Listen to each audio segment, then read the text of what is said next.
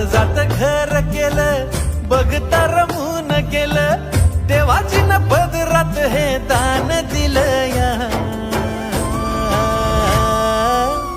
आभाळाला भेटाया धरणीनं जीवाचं रान केलं या.